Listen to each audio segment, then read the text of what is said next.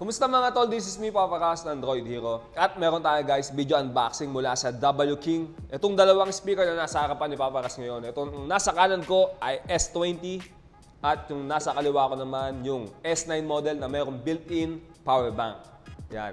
So syempre guys, dito sa Droid Hero, i-unbox natin to para makita natin kung ano yung mga kasamang accessory sa loob at papakita namin sa inyo yung mismong physical appearance at ang pinaka-importante sa lahat guys, ikukumpara natin ang tunog ng dalawang Bluetooth speaker na to. Isa-sound test natin siya guys. So panoorin nyo itong video na to, no? Pero unahin natin i-unbox ang W King S20.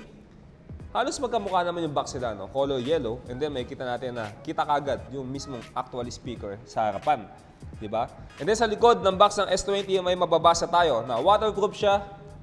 So pwede siyang mabasa guys, no? Pero IPX6 level lang. So wag nyo siyang gagamitin sa ilalim ng dagat. Yan. O sa ilalim ng swimming pool. Drop-proof siya. Pwede siyang bumagsak guys. Basta saluhin nyo lang. Okay ba? Joke yun. Tapos, working time hours niya hanggang 10 oras siya. Tapos guys, wireless kasi Bluetooth ang gamit niya at meron siyang microphone. Kapag may tumawag sa'yo, pwede mo sagutin gamit itong speaker na to. Meron siyang micro SD slot, guys, kung saan pwede kang mag-play ng MP3 file format mo kahit wala kang cellphone. So yan, box na natin siya. Hinihila lang naman yung box na, no? Then may kita agad natin yung mismong actual S20 speaker natin. Then merong maliit na box. Sa loob ng maliit na box na to guys, no, may kita natin, meron siyang kasamang user manual, micro USB cable, at saka yung 3.5mm jack. Alright? So, sa actual physical appearance ng ating S20, may kita natin na meron siyang strap.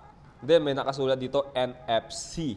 Sa harapan guys, metal mesh, and then may mga Allen wrench na tornilyo sa side dahil syempre rugged ang design to. Pwede natin siyang ibagsak.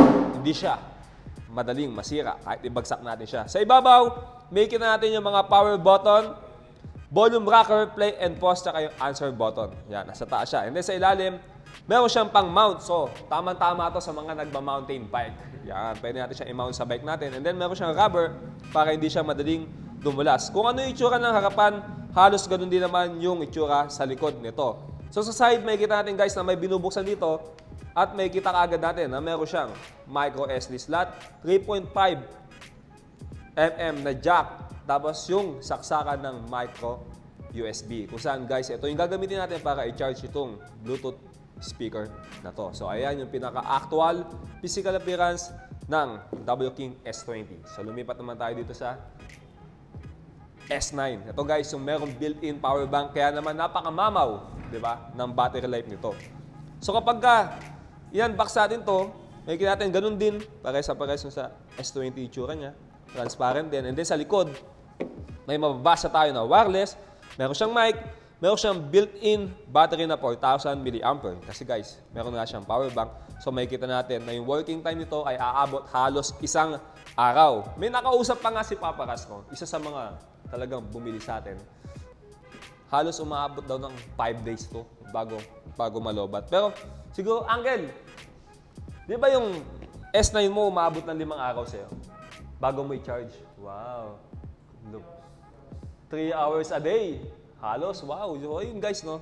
So, hindi ka pala madalas mag-charge dito. And then, may kita natin na meron siya NFC. Waterproof din siya, IPX6 level. Drop-proof din at merong FM radio. So, guys, kapag in-unbox natin, ni-slide lang, then may kita agad natin. Siyempre, obvious yung pinaka-actual item natin. So, meron din siyang box na maliit. Then, meron siyang user manual, micro USB cable at 3.5mm jack. So, parehas na parehas, guys, no? Kung ano yung laman ng W King S20, ganun din yung laman ng W King S9 natin. Ang pinagkaiba lang talaga yung itsura nila.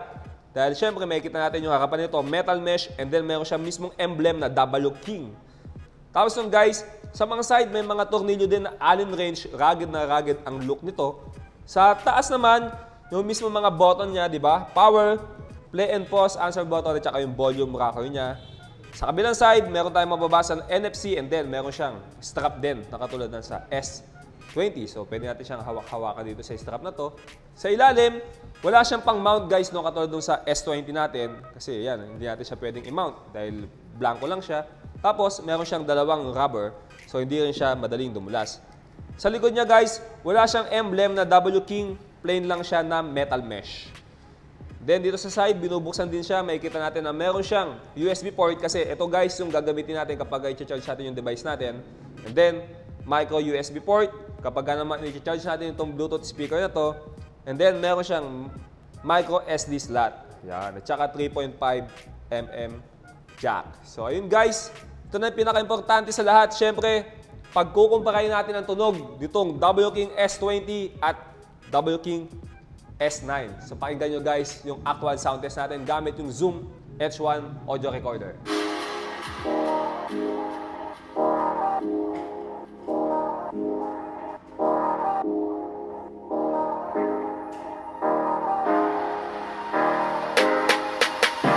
Hey, I was doing just fine before I met you. I drink too much and that's an issue, but I'm okay. Hey, you tell your friends it was nice to meet them, but I hope I never see them again. I know it breaks your heart. Moved to the city and I broke down crying. 4 years, no calls. Now you're looking pretty in a hotel bar. And I can't stop. No, I can't stop. So baby, pull me closer in the backseat of your Rover that I know you can't afford. Like that tattoo on your shoulder. Pull the sheets right off the corner of the mattress that you stole.